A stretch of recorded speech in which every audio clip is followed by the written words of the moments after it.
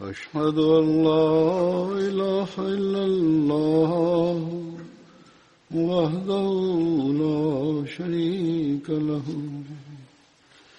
وأشهد أن محمدا عبده ورسوله أما بعد فأعوذ بالله من الشيطان الرجيم بسم الله الرحمن الرحيم الحمد لله رب العالمين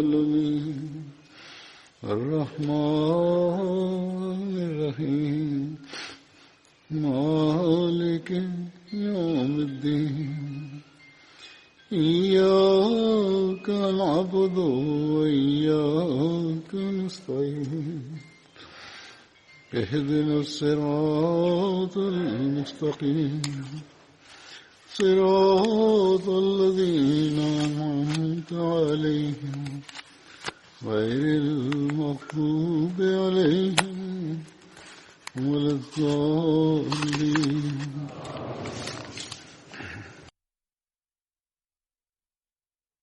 Bugün zikredeceğim sahabinin adı Hazreti Abdullah bin Revaha'dır.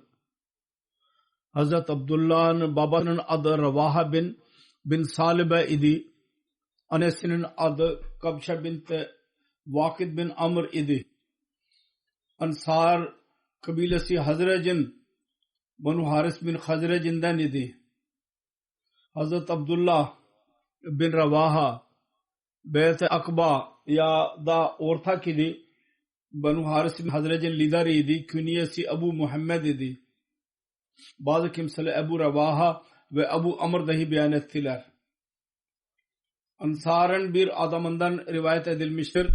Resulullah sallallahu aleyhi ve sellem Hazreti Abdullah bin Revaha ve Hazreti Mikdad bin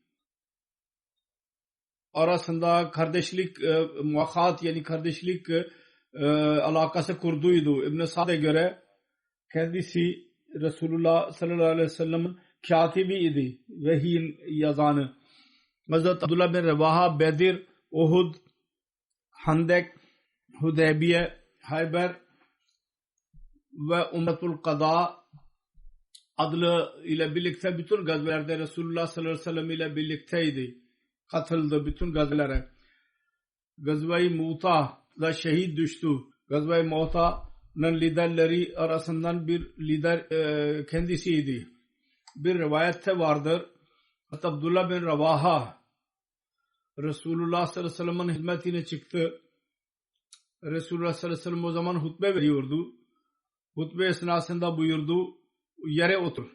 Bunu dinleyerek hemen dışarıda durduğu yerde yere oturdu. Resulullah sallallahu aleyhi ve sellem hutbe bitirince haber kendisine ulaşınca buyurdu ki Zâdakallahu hirsan ala tabayet illati ve itaat Resulü. Allah-u Teala ve Resulünün itaatinin zevkini daha da artırsın Allah-u Teala. Senin bu zevkini. Aynı ona benzer bir olay daha vardır. Hazreti Abdullah bin Mesud hakkında vardır. Hadislerde bununla alakalı olarak ben daha önce beyan etmiş bulunuyorum bir hutbede. Utba bin Mesud'den dahi aynı rivayettedir. O da dışarıda oturuyordu. Yere oturdu kapıda ve öyle emekliye camiye girdi. Hazreti Abdullah bin Revaha cihata ilk olarak evden çıkardı ve hepsinden sonra geri gelirdi.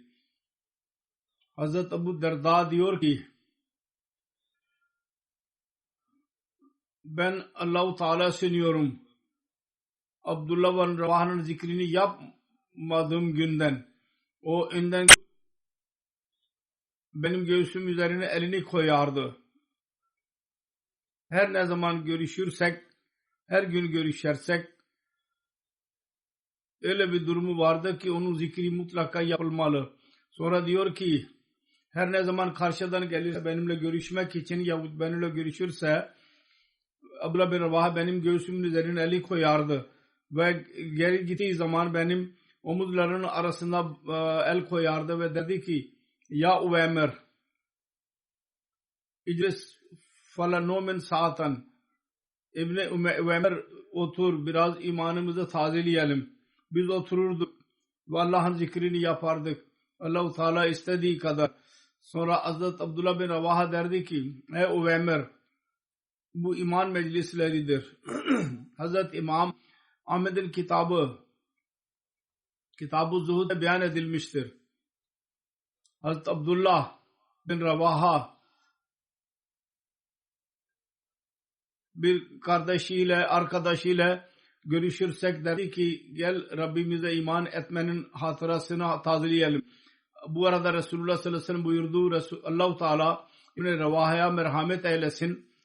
Öyle meclisleri çok sever ki melekler onunla iftihar ederler o meclislerle.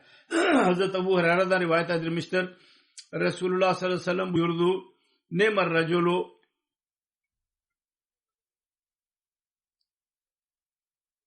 Abdullah ibn Ravaha Abdullah bin Ravaha ne güzel insandır. Ne iyi insandır.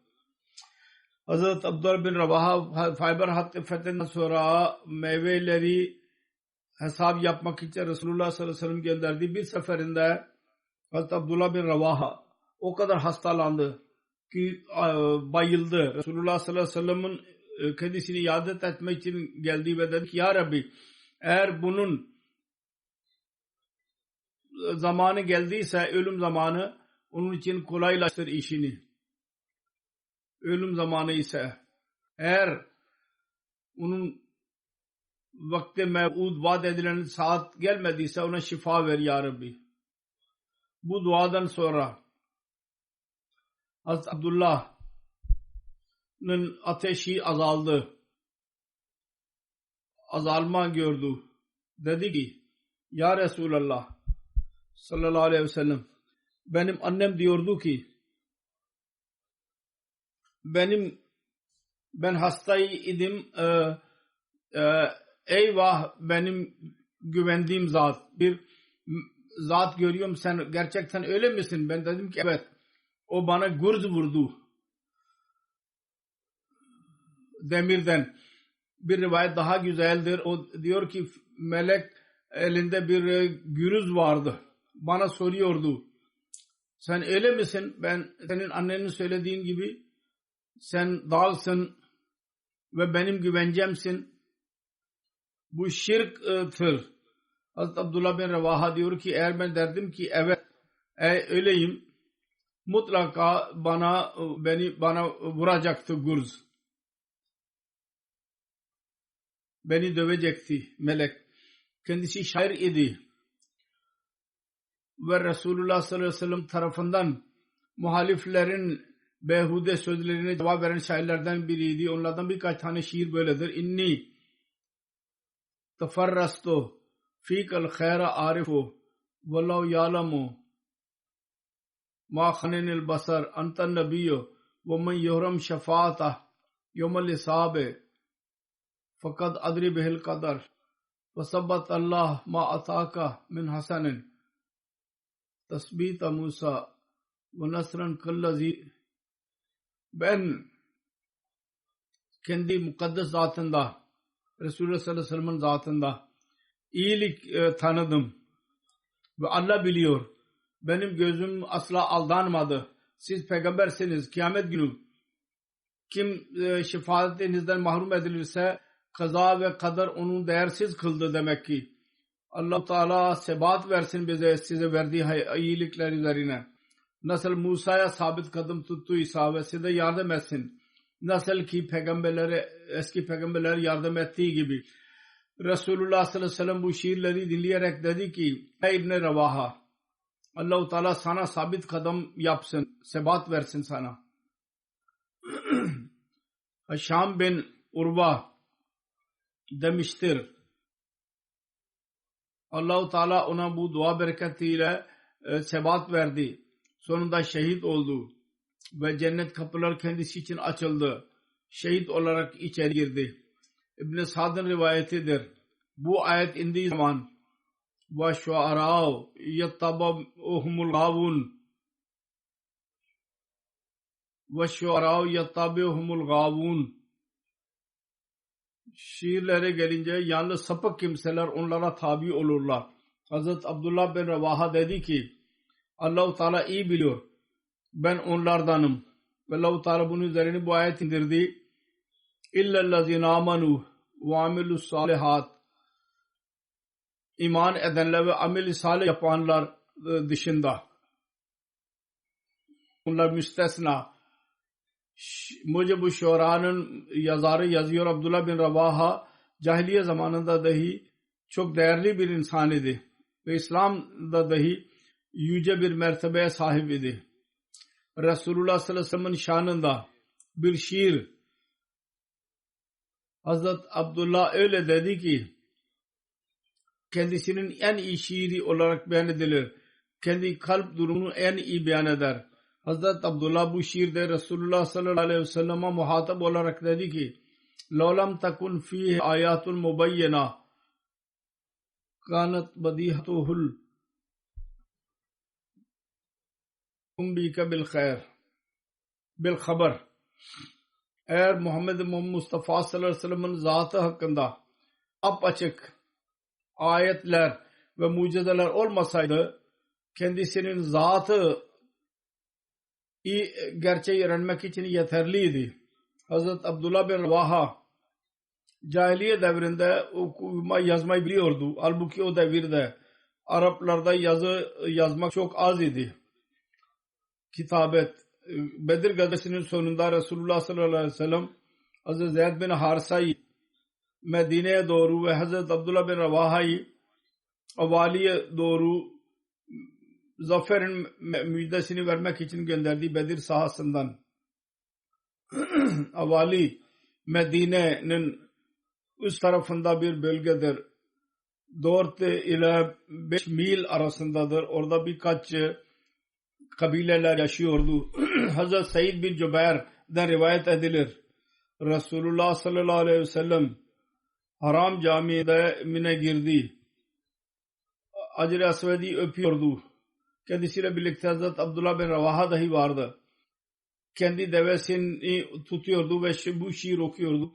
Hallu banil kuffare an sabile nanu zarabnakum bila tavile zarban yuzilul hama an vakile. Ey kafirler, kendi yolundan ayrılın. Biz Resulullah sallallahu aleyhi ve sellem'in dönüşü üzerine biz öyle sizi vurdu ki sizi başınızı ezdi. Kas bin Abu Hazim'den rivayet edilir. Resulullah sallallahu aleyhi ve sellem Hazreti Abdullah bin Revaha'ya vurdu. Yere indir ve bizim develerimizi hareket ettir. Yani birkaç şiir söyle. Ona hudi derler. Arz ettim. Ya Resulullah, ben bu kelamı terk ettim. Hazreti Ömer dedi ki dinle ve itaat et. Hazreti Abdullah bin Revaha bu şiirleri okuyarak indi. Ya Rabbi lawla anta mahdadena ve la tasaddakna ve la sallayna ve anzil salkinatan alayna ve sabbitil akdama innel kuffara kad bagav alayna. Ya Rabbi, sen olmasaydın biz hidayet bulamazdık. Sadaka ve harayet vermezdik, namaz kılmazdık. Bize teselli indir. Düşmana karşı çıktığımız zaman bize sebat ver. Çünkü kafirler bize saldırdılar. Ve dedi ki başka bir ravi biraz izafe yaptı. Ve aradu fitnatan alena. Eğer onlar bizim üzerinde fitneyi uyandırmak isterlerse biz inkar ediyoruz. Yani o fitne ve fesada karşı koyuyoruz ve onun çıkmasına izin vermiyoruz. Ravi dedi ki Resulullah sallallahu aleyhi ve sellem buyurdu. Ey Allah, bunlara merhamet eyle. Bunun üzerine Hazreti Ömer dedi ki vacip oldu. Resulullah sallallahu aleyhi ve sellem'in vacibine rahmet vacip oldu. Hazreti Abdullah bin Samit'ten rivayet edilir. Resulullah sallallahu aleyhi ve sellem Abdullah bin Revaha'nın riyadeti için gittiği zaman kendisi ayağa kalkamadı Dedi ki sen biliyor musun benim ümmetimin şehitleri kimlerdir? Arz ettiler. Müslümanların öldürülmesi şehadettir. Dedi ki o zaman benim ümmetimin şehitleri azdır. Resulullah sallallahu aleyhi ve sellem buyurdu. Müslümanın şehit öldürülmesi şehadettir. Mide hastalığı şehadettir. Gark olarak olmak şehadettir. Kadın doğururken lohusa anında ölürse şehadettir. Bütün bunlar şehadet kısımlarıdır. Hazreti Abdullah'dan rivayet edilir. Resulullah sallallahu aleyhi ve sellem Mu'ta gazvasında Hazreti Zeyd bin Harisa'yı lider yaptı orduya ve dedi ki eğer bu şehit olursa Hazreti Cafer bin Ebu Talib onun yerine geçsin. Sonra Hazreti Cafer dahi şehit olursa Hazreti Abdullah bin Ravaha lider olsun. Abdullah dahi şehit olursa Müslüman kimi isterlerse onu lider seçsinler. Ordu hazırlandığı zaman ve yola çıkmak üzereyken Resulullah sallallahu aleyhi ve sellem'e onları yolcu yaptı ve onlara selamet duasını verdi. İnsanlar Resulullah sallallahu aleyhi ve sellem'in liderlerini ve Hazreti Abdullah bin Ravaha'nın yola ayrıldığı zaman Abdullah bin Ravaha ağlamaya başladı. Sebep sordular. Cevap verdi. Allah adına yemin ediyorum dünyanın sevgisi ve sevgisi yoktur bende. Ben Resulullah sallallahu aleyhi ve sellem'e bu ayeti okuduğunu dinledim. İm minkum illa varidaha kana ala rabbika hatman makziya. Aranızdan hiç kimse yoktur ki mutlaka içine girecektir. Yani ateşe. Bu seni Rabbin farz kılmıştır. Ben bilmiyorum. Sırat köprüsünü geçmek nasıl olacak? Benim durumum ne olacak o zaman? Bundan önce ki ayette cehennemden zikredilir onun için korktu. Yoksa başka ayetlerde apaçıktır ki mümin Allah-u Teala'nın yolunda cihat edenler konusunda yoktur bu zikir. Her neyse Müslümanlar dediler ki Allah seninle birliktedir. O seni geri getirecek hayır ile bize.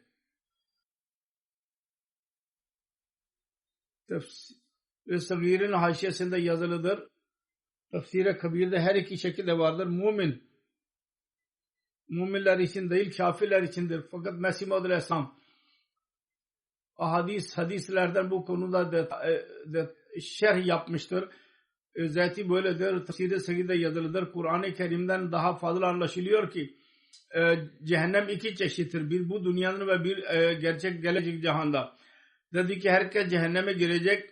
Bundan murad bu değil ki mümin dahi cehenneme girecekler. Murad şudur ki mümin bu dünyada onun payını alırlar. Kafirler onlara eziyet verirler. Yoksa mümin Kur'an-ı Kerim'e göre gelecek cihanda asla cehenneme girmeyecekler. Allah-u Teala müminler hakkında diyor ki la yasmauna hasisaha.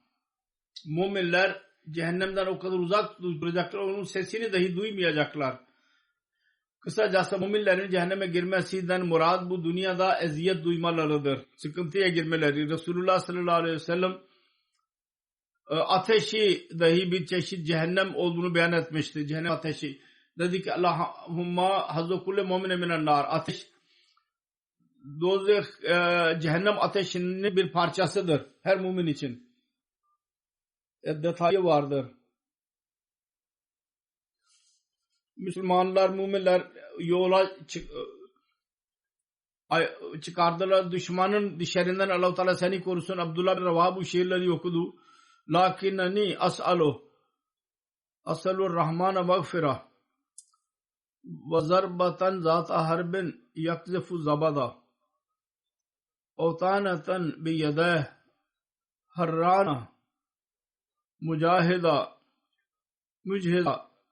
beharbatin tunfizul aşa'a vel kabeda hatta yakulu iza marru ala jalasi ya arşadallahu min gazil ve kad raşada. Ben Allah-u Teala'dan mağfiret diliyorum ve kılıçların öyle saldırısına istiyorum ki kan çıkaran olsun. Ve öyle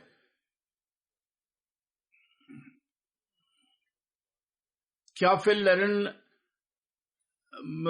bağırsaklarını çıkarsın ve benim bazarımdan çıkanlar desinler ki sana merhamet eylesin Allah. Abdullah bin Ravah Resulullah sallallahu aleyhi ve sellem'in huzuruna çıktığı zaman Resulullah sallallahu aleyhi ve sellem kendisini yola Allah'a ısmarladık dedi. Ma'an Şam'da Sicaz'a doğru Balkan'ın yanında bir şehirdir. Orada öğrendi ki Herakal 100 bin Rumi ve 100 bin Arap ordusuyla birlikte orada mevcuttur. Ma'ab Suriye'de Balkan'ın etrafında bir şehirdir. Müslümanlar kıyam ettiler ve dediler ki Resulullah sallallahu aleyhi ve sellem'e birisini gönderelim, düşmanın çokluğundan haber verelim. Düşmanın sayısı çoktur. Ya bize yardım edin ya başka bir emir verin. Hazreti Abdullah bin Ravaha Müslümanları coşturdu. Onlar 3000 olmalarına rağmen ilerlediler. Rumilerle Balkan'ın bir şehirde Meşaref'te onlarla buluştular. Meşaref Suriye'de İslamiyet'in birçok şehri vardı. Harran şehrine yakın idi. Bir Dimeşk'e yakın bir Balkan'ın yanındaydı.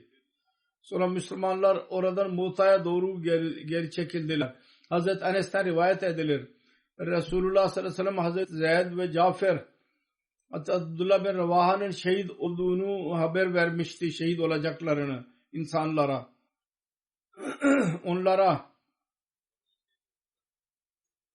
bir haber daha gelmemişti. Daha önceden söyledi. Dedi ki Zeyd bayrak aldı, şehit düştü. Cafer aldı, o da şehit düştü. Sonra Abdullah bin Ravaha aldı, o da şehit oldu. Ve gözlerinden yaşlar akıyordu. Dedi ki sonra Allah-u Teala'nın Allah'ın kılıçlarından bir kılıç aldı ve onun vasıtasıyla zafere ulaştılar. Resulullah sallallahu aleyhi ve sellem'e Hazreti Zeyd bin Harisa, Hazreti Cafer ve Hazreti Abdullah bin Ravaha'nın şehadetinin haberi ulaştığı zaman Resulullah sallallahu aleyhi ve sellem onların durumunu beyan etmek için ayağa kalktı ve Zeyd'in zikriyle başladı. Dedi ki Allahümme mağfir le Zeydin, Allahümme mağfir le Zeydin, Allahümme mağfir le Zeydin, Allahümme mağfir le Cafer'in ve le Abdullah ibn Ravaha. Ya Allah Zeyd'i mağfiret eyle, Zeyd'i mağfiret eyle, Ya Rabbi Zeyd'i mağfiret eyle, Ya Rabbi Cafer ve Abdullah bin Ravaha'yı mağfiret eyle. Hazreti Ayşe radıyallahu anha beyan eder. Hazreti Zeyd bin Harisa, Hazreti Cafer ve Hazreti Abdullah bin Ravaha şehit oldukları zaman Resulullah sallallahu aleyhi ve sellem camide oturdu. Hüzün belli oluyordu çehresinden. Hazreti Müslim Maud radıyallahu anhu Muta gazvesini şöyle beyan etmiştir. Hazreti Zeyd hakkında bunu beyan etmiş bulunuyorum ben. Tekrar ileri sürüyorum birçok kısmını. Diyor ki onun liderini Zeyd'i yaptıydı Resulullah. Fakat buyurdu ki ben Zeyd'i lider koyuyorum. Eğer o ölürse onun yerine Cafer kumandan olsun. Eğer o dahi şehit edilirse Abdullah bin Ravaha kumandan olsun. O dahi şehit edilirse o zaman Müslümanlar kimi isterlerse o orduya kumandan olsun. Bunu beyan ettiği zaman bir Yahudi yanındaydı. Dedi ki ben sizin peygamber olduğuna inanmıyorum. Eğer doğru iseniz bu üçlerden birisi geri gelmeyecek diri olarak. Çünkü peygamberin ağzından çıkan kelimeler mutlaka tamamlanır. Yahudi Hazreti Zeyd'e dedi ki eğer sizin peygamberin doğru ise sen geri gelmeyeceksin diri. Hazreti Zeyd dedi ki ben gelsem gelmezsem onu Allah bilir. Fakat bizim peygamberimiz mutlaka doğrudur. Yahudi buna inanıyordu. Kesin olarak ki sözü tamamlanacak. Yine de inat ediyorlar, inanmıyorlar. Diyor ki Resulullah'ın Allah-u Teala'nın hikmetidir bu olay aynı şekilde tamamlandı. Zeyd şehit oldu. Ondan sonra Cafer kumandan oldu. O da şehit düştü. Ondan sonra Abdullah bin Ravaha kumandan oldu. O dahi şehit düştü. Ve ordu dağılmak üzereyken Hazreti Halid bin Velid bazı Müslümanların demeleri üzerine bayrağı kendi eline aldı. Allah-u Teala onun vasıtasıyla Müslümanlara zafer verdi. Ve onlar orduyu geri getirdiler. Rahat bir şekilde bu olayı şimdi beyan edeceğim. Daha önce de beyan edilmiştir. Bunda Hazreti Abdullah bin Ravaha'nın ihlas ve vefa ve Resulullah sallallahu aleyhi ve sellem'e karşı olan sevgi, İslamiyet'i nasıl sevdiği beyan edilir. Onun için burada beyan edilmek gereklidir. Hazreti Abdullah'dan rivayet edilir. Hazreti Usama bin Zeyd ona anlattı. Resulullah sallallahu aleyhi ve sellem bir eşek üzerine bindi. Üzerinde bir çarşaf vardı. Usama'yı oturtuyordu arkanda. Hazrat bin Ubada'nın iadeti için Banu Haris bin Hazrec'in kabilesine gitti. Bu Bedir olayından önceki hadisedir. Resulullah sallallahu aleyhi ve sellem meclisinin yanından geçti. Müslümanlar, müşrikler ve Yahudiler karışık idiler orada. Abdullah bin Ubay bin dahi orada vardı. O mecliste Abdullah bin Ravaha dahi vardı. Toz oraya gittiği zaman meclise Abdullah bin Ubay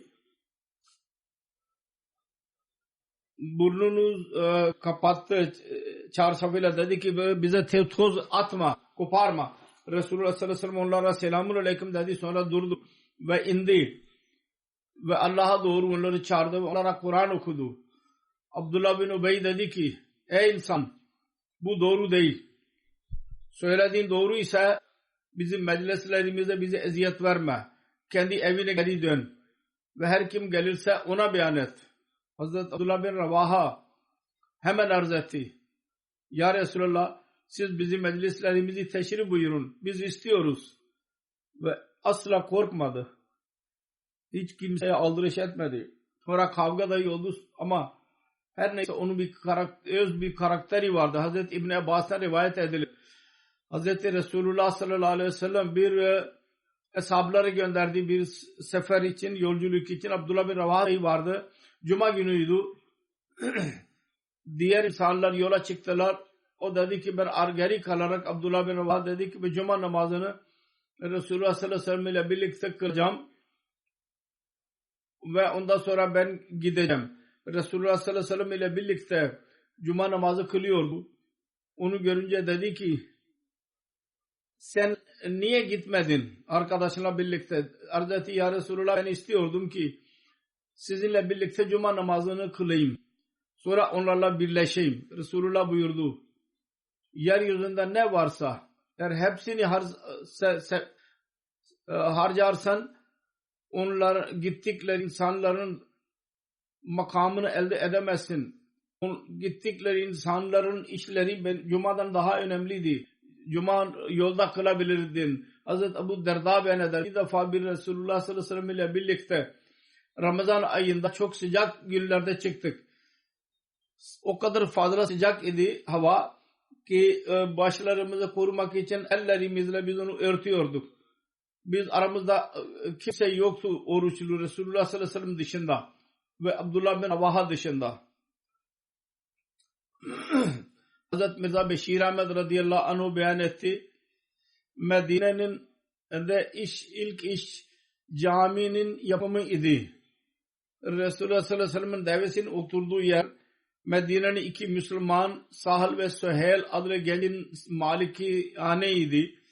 Asad bin Zurare'de onun bir terk edilmiş bir yer, orada hurma ağaçları vardı. Başka bir yerde harabeler vardı. Resulullah sallallahu aleyhi ve sellem onu cami yaptı ve hücrelerin yapımı için sevdi orasını ve 10 dinar yani 90 rupi verdi ve ağaçları kesti ve caminin yapımı başladı. Resulullah sallallahu aleyhi ve sellem dua ederek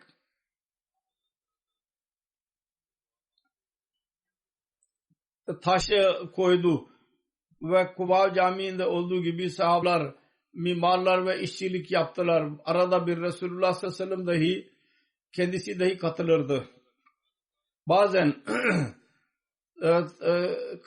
kerpiçler kaldırıyorlardı ve Abdullah bin Ravaha'nın şiir okuyordu. Hazal himalullahi mala ahara. Yani bu Hayber'in ticaret malının yükü değil. Hayvanlar üzerinde gelir o. Ey bizim Rabbimiz, bu yük takva ve taharet yüküdür. Senin rızan için biz onu kaldırıyoruz. Arada bir ashablar çalışırken Abdullah bin Ravaha'nın bu şiirini okuyorlardı. Allahumma innal acra acrul ahira farham bil ansara vel muhacira. Ey Allah, ey bizim Rabbimiz, asıl ecir ahiret ecridir. Sen kendi lütfunla ensar ve muhacirlere kendi rahmetini indir. Sahablar bu şiirleri okudukları zaman bazen Hz. Resulullah sallallahu aleyhi ve sellem dahi onların sesiyle birlikte sesini birleştiriyordu ve uzun bir çabadan sonra bu cami tamamlandı. Bu zikirdir. Hazret Abdullah bin Ravaha'nın zikri vardır. Şimdi bir cenaze gayb kıldıracağım, merhumun zikrini yapacağım, onun için bu sahabinin zikrini yapıyorum. Söylediğim gibi merhumun zikrini yapacağım. Bu bizim Doktor Latif Ahmed Kureyşi Bey'dir. Manzur Ahmed Kureyşi'nin oğluydu. 19 Ocak günü 2020 senesinde öğleyin saat 1'e yakın bir zamanda 80 yaşında vefat etti. İnna lillahi ve inna ileyhi raciun. Allah-u Teala'nın lütfuyla Musi idi. Vasiyet etmişti. Ajmer'de doğdu, Hindistan'da. 1937 senesinde Müslim Maud'un Ali üzerinde babası biat ederek cemaate girdi. Annesi Mansura Bushra Hanım'dır. Hz. Mesih Maud Aleyhisselatü Vesselam'ın sahabisi Hz. Munshi Fiyaz Ali Kaputhalvi'nin torunu ve Hz. Şeyh Abdul Latif'in torunudur. Berhayattır daha. Doktor Kureyşi'nin anne babaları Pakistan kurulduktan sonra Lahor'a geldiler. Burada liseyi bitirdi. Birinci oldu. Sonra King Edward Medical College'da okudu. O zamanın en küçük öğrencisiydi. MBBS yaptı. Müdür çok zikir etti.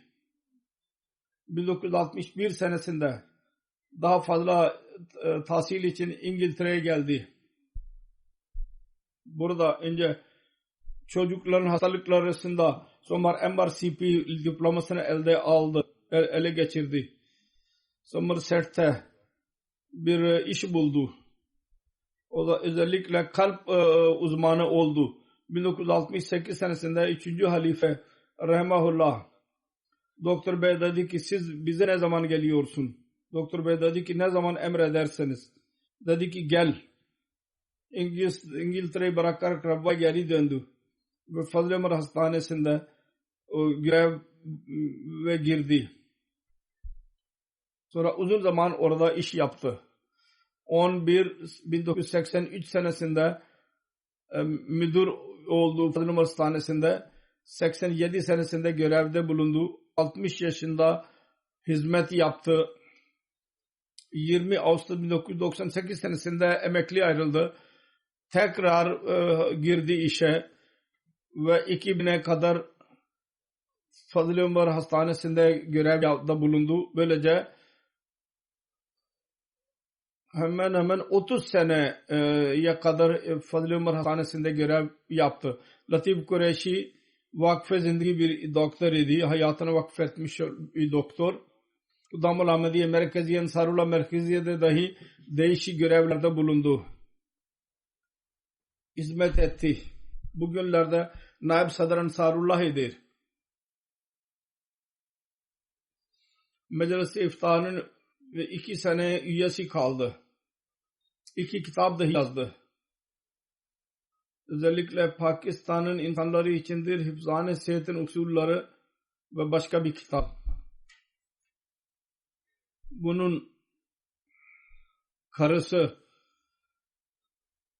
birkaç gün önce vefat etti. Onun zikrini yaptım. Mevlana Abdülmalik Han'ın kızıydı. Geçen cumada ben onun cenazını kıldırdım. 2 gün sonra bu da vefat etti. Onun vefatının 15 gün sonra Bunun terk ettiği kimselerde daha önce de karısını zikrederken beyan ettiydim. 3 oğul ve 2 kız vardır.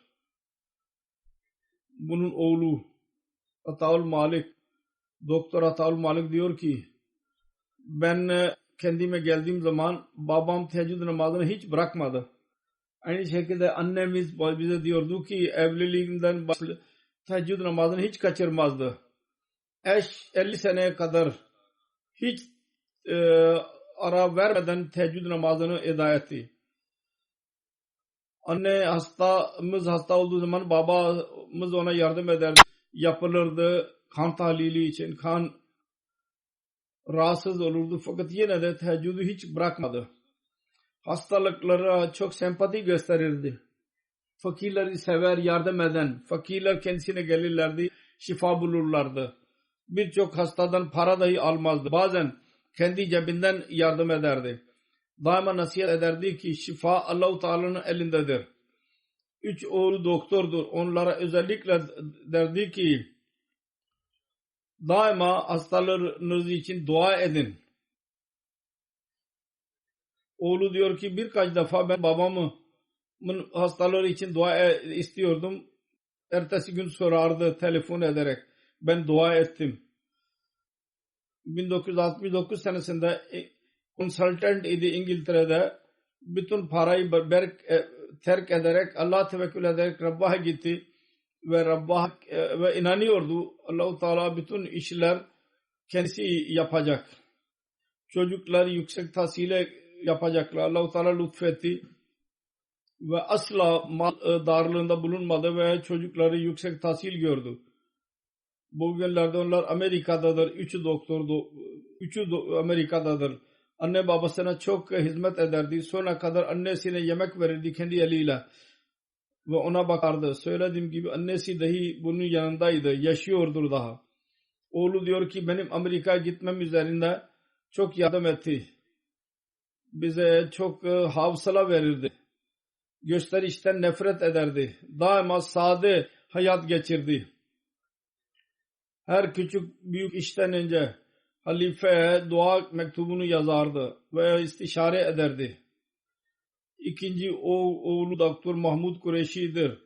Muhammed Ahmed Mahmud diyor ki 3. halife rahimahullah kendisi hakkında buyurdu. Bu yalnız doktor değil, dua eden bir doktordur. Her hasta için dua eder.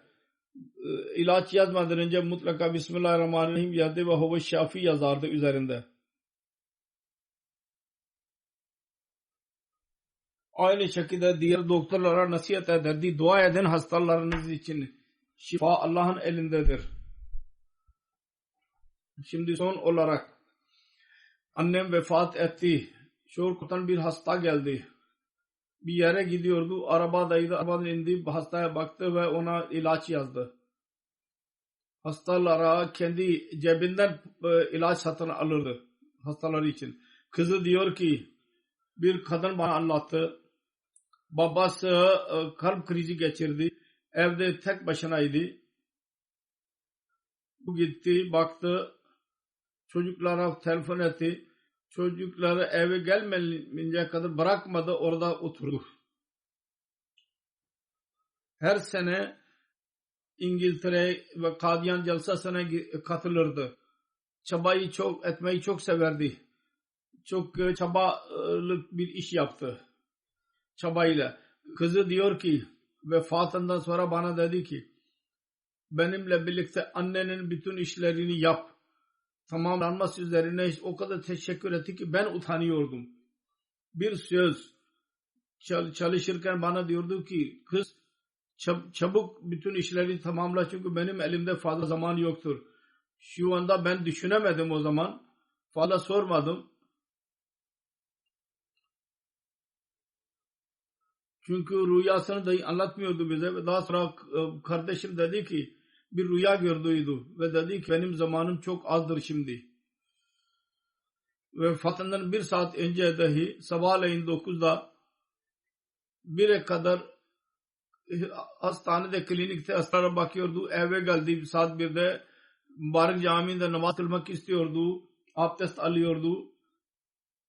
birdenbire kalp krizi geçirdi ve Allah-u Teala'nın huzuruna hazır gitti. Abdestli. Komşuları çok severdi. Komşular ona çok bakarlardı. Şiir ve edebi çok severdi. Durresmin Kalame Mahmud ve Dur Adan'ın şiirlerini okurdu. Terennüm ile bir kaset kayıtta geçirdi. İlim bilgi sahibi bir zat idi. Seyyid Hüseyin Ahmet Murabbi'dir. Onun bacanağıdır. Diyor ki Doktor Bey dedi ki Londra'dan geldiğim zaman Pakistan'a hizmet için, cemaat hizmeti için hemen privat sekreterin ofisine gitti. 3. Halife Hazretleri çağırdı kendisini içeri. Daha sonra sordu. Geldiniz mi? Evet geldim efendim dedi. Amir-ül Mu'minin dedi ki sizin evinizde ben badana yaptırdım. Gidin. Ve anahtar alın Nazırala'dan. Ve orada kalın. Ben eve gittiğim zaman baktım içinde 2 çarşaf vardı. Kendisi ev malzemesini satın aldı. Yatak vardı ve girmedi. Ben İngiltere'den geri döndüm diye bir nakra yapmadı. Misafirleri geldi. Kendisi yerde yatardı. Evini misafirlere verdi. Kayınpederi Mevlana Abdülmalik ve kayınvalidesine çok hizmet etti. Doktor Bey anlatıyordu. Doktor Hüseyin Bey diyor ki benim doktorum büyük makamdaydı. Soruyorlardı ki Rabbani gibi küçük yerde iş yapıyorsun. Ne alıyorsun mukabilinde? Ben cevap veriyorum ki insanlar bilemezler ve siz de anlayamazsınız. Ben Rabbata yaptığım işin duaların bir karşılığı yoktur. Sahab Mesih Muhammed Aleyhisselam'ın sahabları Hazreti Mübarek Hanım, Hazreti Seyyid Ahmetullah Hafiz Hanım'a hizmet etmeyi nasip oldu kendisine. 3. halifenin vefatı zamanında İslamabad'ta kendisinin yanında kaldı. Aynı şekilde diğer büyük zatlara hizmet etti. Doktor Abdülhalik Bey diyor ki eğer ben yazarsam ki fakirlerin doktoru bu şehirden ayrıldığı mübalağa olmayacak. Yarım asır bu bölgenin fakir hastalarına dinlerine bakmadan hizmet etmiştir. İnançlarına bakmadan. Hastanenin müdürüydü.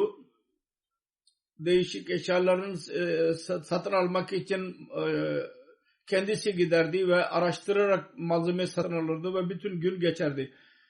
Fakat cemaat malını boşu boşuna amanetle bunları harcardı. Endoskopi ve diğer şubeleri dahi başlattı hastanede. Başlangıçta bisiklet üzerinde ve yayan Mesih Muhammed Aleyhisselatü Vesselam'ın sahablarına giderek bakardı ve ilaç verirdi. Fazıl-ı Ömer Hastanesi ile alakalı diyordu ki halifeleri bununla birliktedir. Ben tedavi olarak Allah-u Teala'nın lütfuyla burada birçok mucizenin olduğunu gördüm. Doktor Sultan Mubaşir diyor ki Fazıl-ı Ömer Hastanesi'nde 30 seneye kadar hizmet etti. Bazı iptilalar dahi oldu. Allah-u Teala'nın derviş kulu başını eğdi ve Allah-u Teala'nın huzurunda dua etti. Sultan Mubaşir doğru yazmıştır. Ben de biliyorum vakar ile hiç şikayet etmeden zorluklar araya girdi, belalar geldi, göğüs gerdi onlara. Allah-u Teala onlara çok lütufta bulundu tekrar. Ve hiçbir zaman bir şikayet görevliler aleyhinde, dostlar hakkında bir şikayette asla bulunmadı. Başkasına söylemedi, başkalarına. Doktor Sultan Mubaşir diyor ki ben biliyorum yalnız zengin, fakir değil herkesi tedavi ederdi. Vasfı buydu. Söylendiği gibi bir olay beyan ediyor. Doktor Sultan Mubaşir bir seferin öğleyin Rahmet Ali Bey'in şoförün karısı geldi. Hastaneye gelmesini rica ettim Doktor Bey'e. Hemen geldi. Birkaç dakikada Darul Umm Şerki'den. Hastanede değildi evi. Rabbanın ikinci köşesindeydi. Hemen geldik. Cemaate faalıydı. Birkaç defa oldu ki biz o genç doktorlar biz şikayet ederdik müdürden. Sevgiyle bize nasihat ederdi. Her halde nizama itaat etmeliyiz ve sabır göstermeliyiz. Ve karısı vefat ettiği zaman Şevkat Hanım ertesi gün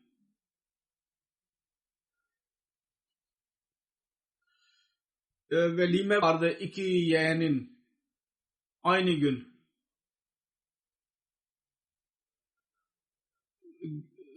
Damadın evine giderek dedi ki benim karım vefat etmiştir. Fakat mutlaka yapın, fonksiyonunuz olsun. Mani olmayın. Çünkü onun karısı damadın teyzesiydi. İki damat vardı Hüseyin Bey. Onun velimesi vardı. Dedi ki siz mutlaka yapın. Ona mani olmayın. Ve Doktor Mahmud dedi ki ben o zaman gitmeyeyim. Evde kalayım. Hayır dedi. Allah-u Teala rızasına razı olmak lazım. Telkin etti. Ve dedi ki böyle durumda insan sınanır. Allah-u Teala'nın sabrı nasip olur. Oğluyla birlikte katıldı ziyafete. Mahallede dedi ki velime zamanında hiç kimseye haber vermeyelim ölüm haberini. Allah-u Teala kendisine merhamet eylesin ve mağfiret eylesin. Çocuklarına dahi sabır ve hafıza versin. Anne baba vefat ettiler üst üste. Allah-u Teala onlara her ikisinin hayırını devam ettirmeleri nasip eylesin. Amin. Bunun annesi berhayattır. Allah-u Teala hastadır. Çok. Allah-u Teala ona dahi merhamet eylesin ve lütf eylesin. Amin.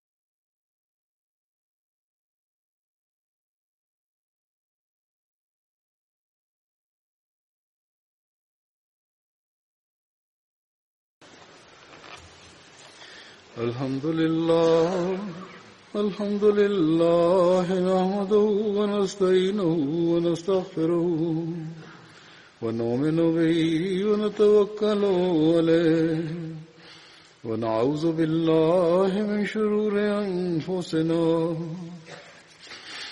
ومن سيئات أعمالنا من يهده الله فلا مضل له ومن يضلل فلا هادي له ونشهد أن لا إله إلا الله ونشهد أن محمدا عبده ورسوله عباد الله رحمكم الله إن الله يأمر بالعدل والإحسان وإيتاء ذي القربى وينهى عن الفحشاء والمنكر والبغي يعظكم لعلكم تذكرون اذكروا الله يذكركم وادعوه يستجب لكم ولذكر الله أكبر